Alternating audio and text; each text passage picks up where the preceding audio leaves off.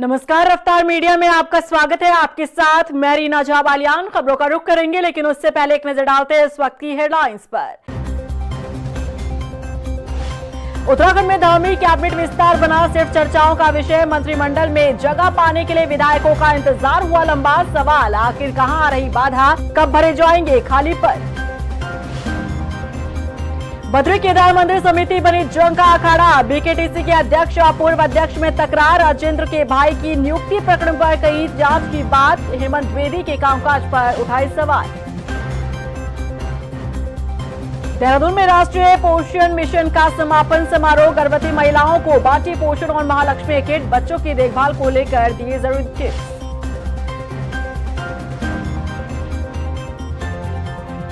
और उत्तराखंड में साइबर ठगों से सावधान रहने की सलाह। त्योहारों पर डिस्काउंट वाले किसी भी लिंक पर ना करें क्लिक। मोबाइल पर पर्सनल डेटा का रखें ध्यान। और चलिए अब बुलेटिन की शुरुआत कर लेते हैं। धामी कैबिनेट विस्तार करने में आखिर बाधा कहां आ रही है? आखिर क्यों कैबिनेट विस्तार करने में इतना समय लग रहा है? क्योंकि हर बार कैबिनेट विस्तार की चर्चा तो होती है और फिर ठंडी पड़ जाती है। क्या पार्टी के भीतर कुछ ऐसा चल रहा है जिसके कारण यह फैसला लेना कठिन हो जाता है? यह सवाल भी इसलिए क्योंकि धामी कैबिनेट में सिर्फ 5 मंत्री पद भरे जाने हैं। वहीं तुलना यदि गुजरात से करें तो भूपेंद्र कैबिनेट में बड़ा फेरबदल कर दिया गया। अब ऐसे में सवाल उठना लाजमी है कि क्या धामी कैबिनेट विस्तार में कोई अड़चन पैदा कर रहा है? देखिए रिपोर्ट। धामी सरकार क्यों नहीं कर पा रही कैबिनेट विस्तार? गुजरात में रातों रात कैबिनेट में फेरबदल।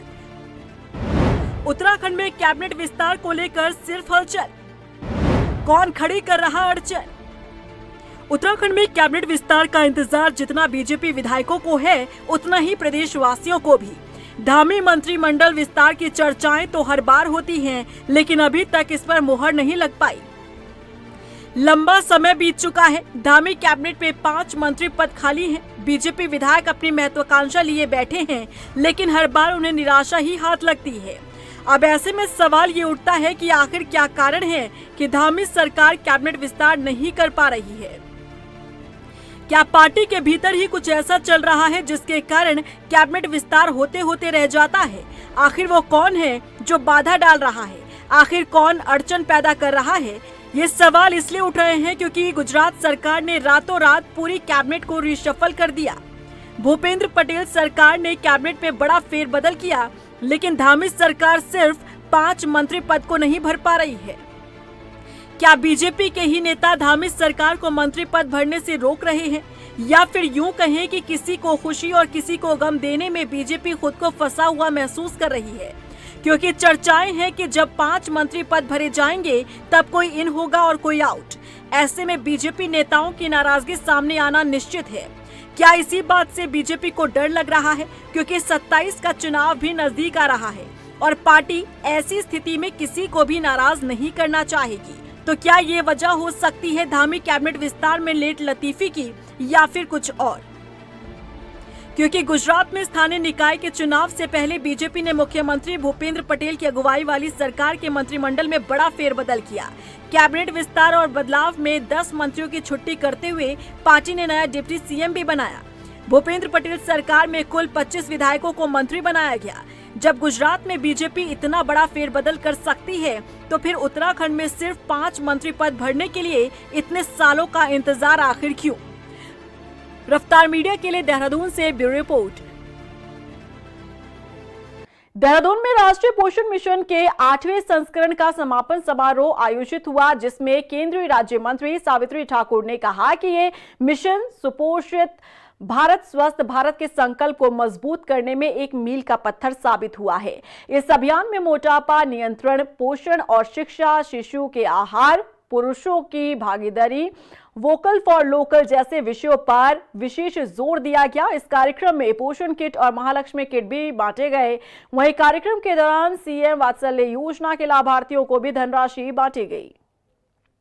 राजस्थान की धरती से शुरुआत की और यह हमारा 8वां पोषण माह था, जो मध्य प्रदेश के धार जिले से 17 सितंबर को माननीय प्रधानमंत्री जी ने इसका शुभारंभ किया था। और देवभूमि उत्तराखंड देहरादून से उसका समापन, शुरुआत भी और समापन भी हर साल की तरह हम इस बार भी हमारे जो कुपोषित बच्चे हैं वो सुपोषित हो, इस अभियान का मेन उद्देश्य होता है। हर बार हम महिलाओं को जोड़ते हैं, इस बार हमने इस अभियान में नयापन पुरुषों को भी जोड़ा गया। पूरे देश में एक संदेश चले जाए ताकि सभी की भागीदारी सुनिश्चित हो। माननीय प्रधानमंत्री जी ने 2047 का एक लक्ष्य रखा है कि स्वास्थ्य के दृष्टिगत भारत आत्मनिर्भर होना चाहिए, भारत की मातृशक्ति आत्मनिर्भर होना चाहिए, भारत की युवा शक्ति, पैदा होने वाला बच्चा आत्मनिर्भर होना चाहिए। और वो जो स्वास्थ्य की दृष्टिगत आत्मनिर्भर होगा तो वो तभी संभव है जब हम संपूर्ण पोषण उसको दे रहे होंगे। यानी कि कुपोषण मुक्त भारत, कुपोषण मुक्त उत्तराखंड बनने की आवश्यकता है, जिसका आह्वान माननीय प्रधानमंत्री जी ने 2018 में किया था।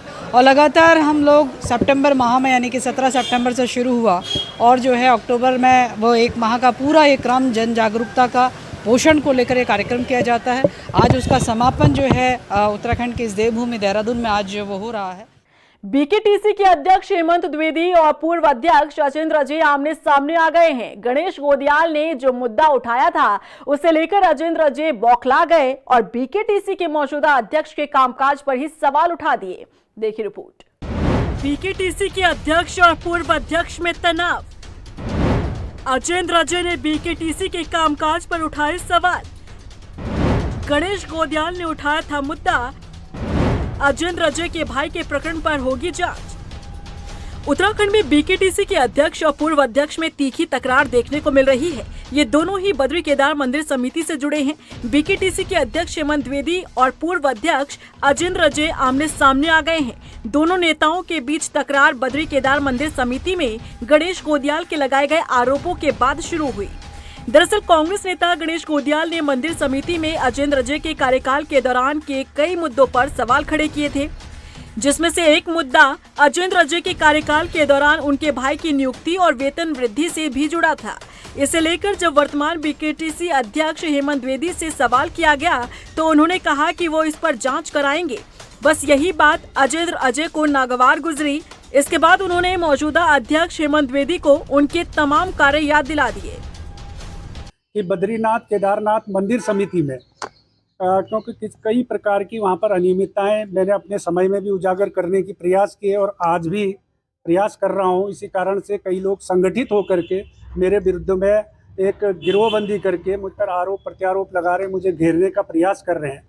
तो मेरा मंदिर समिति के अध्यक्ष जी से अनुरोध है कि सबसे पहले तो 2010-11 से जो वहाँ पर एक अधिकारी मुख्य कार्याधिकारी के रूप में नियुक्त रहा BDC, उनके कार्यकाल की पूरी जांच होनी चाहिए।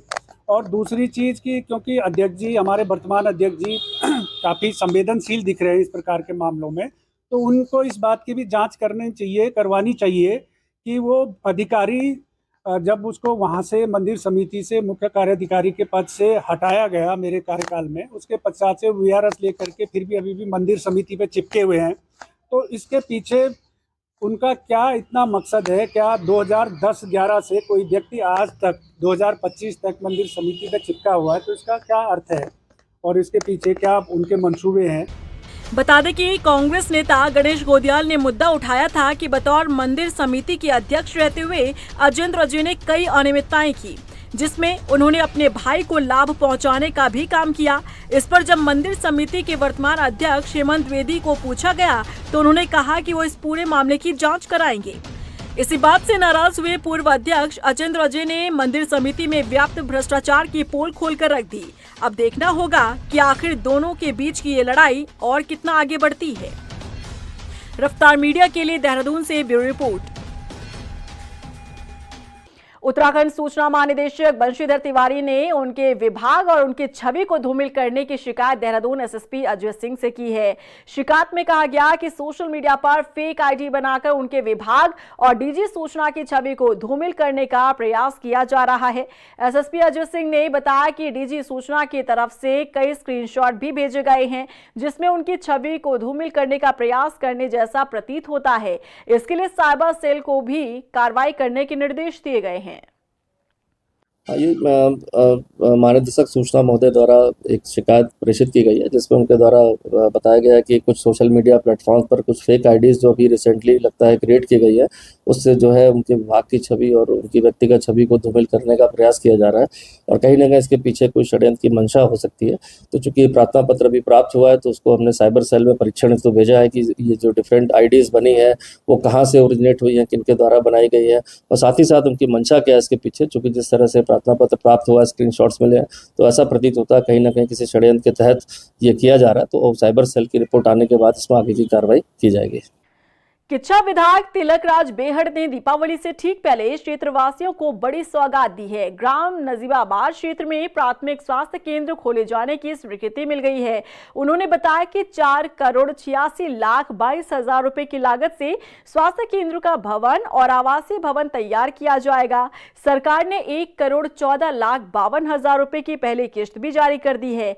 इसके अलावा उन्होंने बताया कि किच्छा में GGIC स्कूल के पुराने भवन का नव निर्माण भी स्वीकृत किया गया है, जो लगभग 6 करोड़ रुपए की लागत से बनेगा।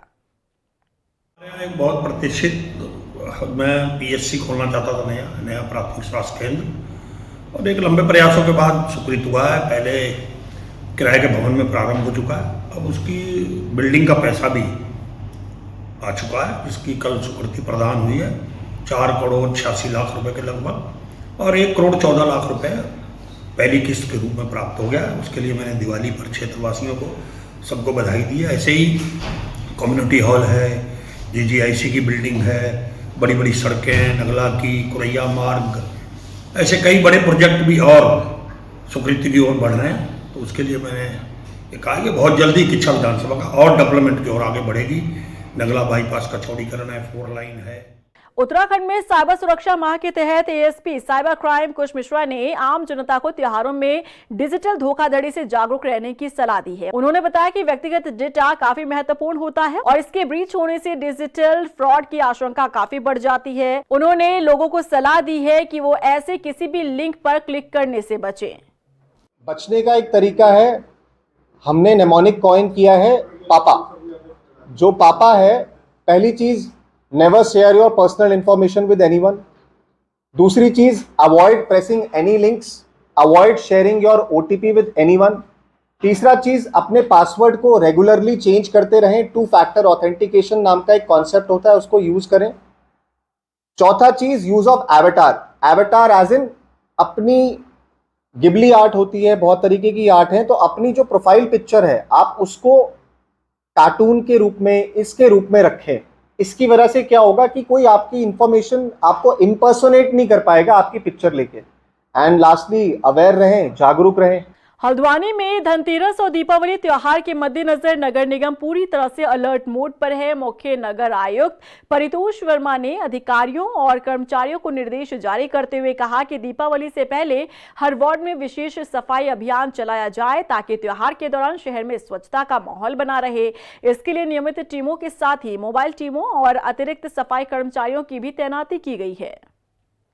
देखिए, जितने भी हमारे सफाई कार्मिक हैं और जो हमारे सुपरवाइजर्स हैं, इनको निर्देशित किया हुआ है पूर्व में भी कि शहर में स्वच्छता का वातावरण है और स्वच्छता भी हमारी सर्वोच्च प्राथमिकता है। इस समय हमारा जो टीम्स हैं वो साफ सफाई कर रही हैं और जो एक पुरानी व्यवस्था थी कि रात के समय हम मेन रोड्स को साफ करते थे, उसको पुनः लागू करने के लिए निर्देशित कर दिया गया है। साथ ही दिवाली का पर्व है तो सफाई अच्छे स्तर पर होनी चाहिए और इसके लिए सभी संबंधितों को निर्देश भी दे दिए गए हैं। और कहीं पर भी अगर गंदगी या इस तरीके की चीज़ें पाई जाती हैं तो जो भी इसमें दोषी होगा उसके खिलाफ भी कार्रवाई की।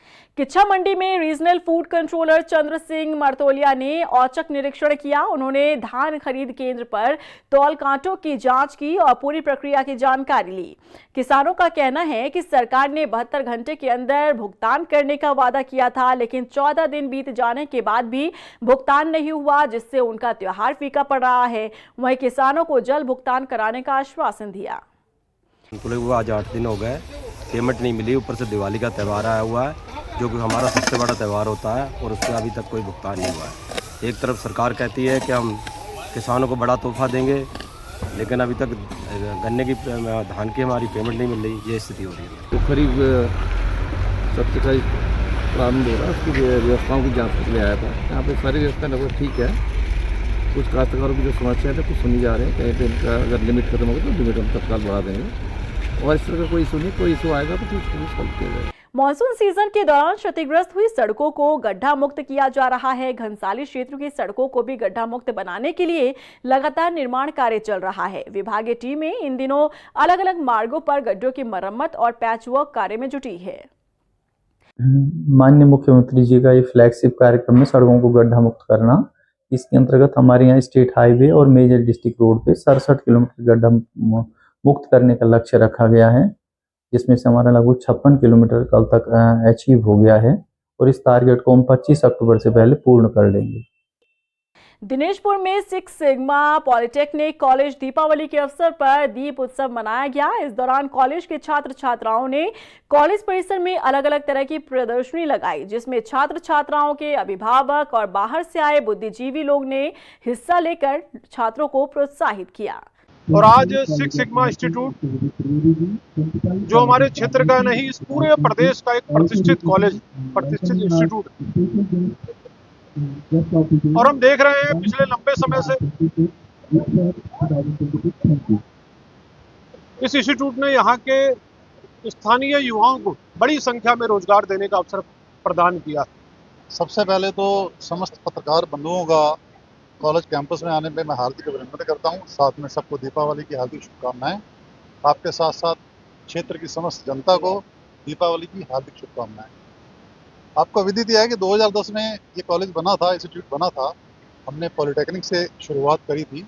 आज प्रभु श्री राम की कृपा से नर्सिंग में हमारा विशेष स्थान है, फार्मेसी में, पैरामेडिकल कोर्सेज में, बीएससी एग्रीकल्चर, मैनेजमेंट के काफ़ी कोर्सेज हम लोग चला रहे हैं यहाँ पे, और आज की तारीख में पूरे क्षेत्र में एक प्रतिष्ठित नाम है सिक्स सिग्मा।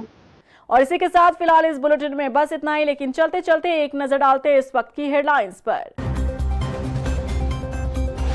उत्तराखंड में धामी कैबिनेट विस्तार बना सिर्फ चर्चाओं का विषय। मंत्रिमंडल में जगह पाने के लिए विधायकों का इंतजार हुआ लंबा। सवाल, आखिर कहां आ रही बाधा, कब भरे जाएंगे खाली पद। बद्री केदार मंदिर समिति बनी जंग का अखाड़ा। बीकेटीसी के अध्यक्ष और पूर्व अध्यक्ष में तकरार। राजेंद्र के भाई की नियुक्ति प्रकरण पर कही जांच की बात। हेमंत द्विवेदी के कामकाज पर उठाए सवाल। देहरादून में राष्ट्रीय पोषण मिशन का समापन समारोह। गर्भवती महिलाओं को बांटी पोषण और महालक्ष्मी किट। बच्चों की देखभाल को लेकर दिए जरूरी टिप्स।